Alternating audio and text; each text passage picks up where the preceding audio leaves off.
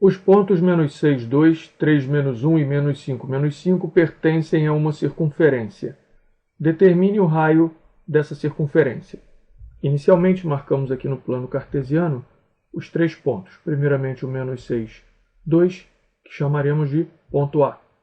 Depois o ponto 3, -1, que chamaremos de ponto B. E finalmente -5, -5, que chamaremos de ponto C. Como o próprio problema informa, pertencem esses pontos a uma circunferência. Podemos então passar uma circunferência pelos três. Note que o problema pede que determinemos o raio dessa circunferência. Vamos observar então que esses três pontos podem ser ligados e que temos aqui um triângulo inscrito na circunferência. Note ainda essa informação, sem a qual não conseguimos avançar o problema pelo caminho que vamos avançar agora. As medianas dos lados de um triângulo inscrito numa circunferência são perpendiculares a esses lados e encontram-se no centro da circunferência. Mediana é o segmento de reta que divide, no caso aqui, se traçarmos uma mediana relativa ao lado AC, ela dividirá o lado AC em duas metades, portanto toca o lado AC no ponto médio.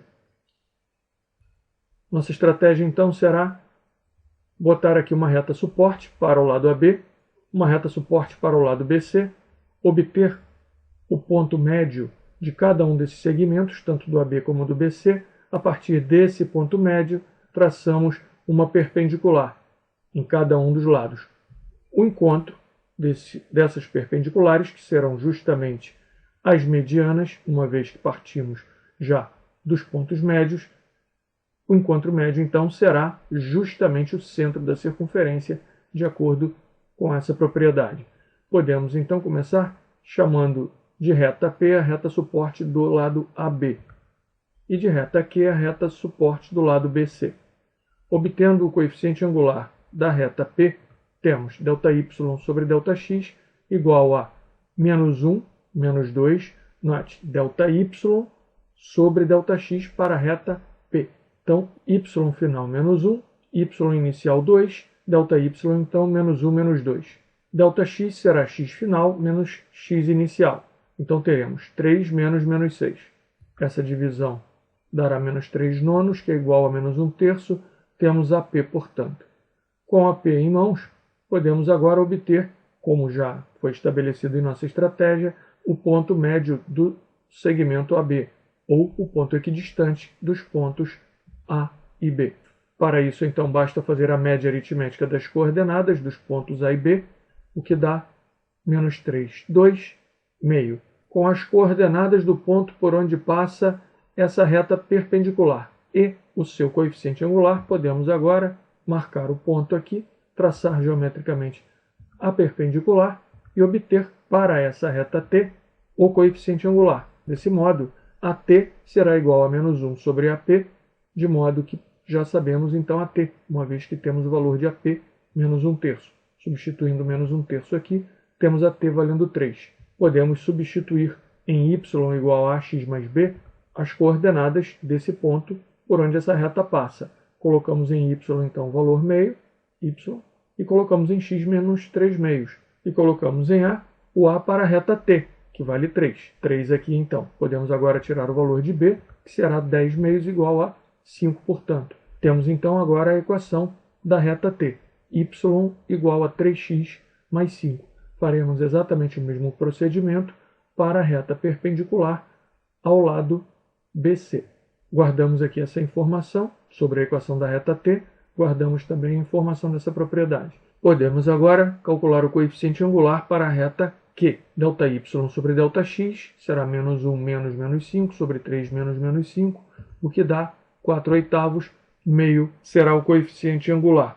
Ponto equidistante aos pontos B e C. De novo, fazemos a média aritmética das coordenadas do ponto B e do ponto C. -1, 3. Marcamos agora aqui esse ponto médio, que é o ponto x menos 1, y menos 3, e traçamos a perpendicular, formando 90 graus, portanto. Já temos agora o centro.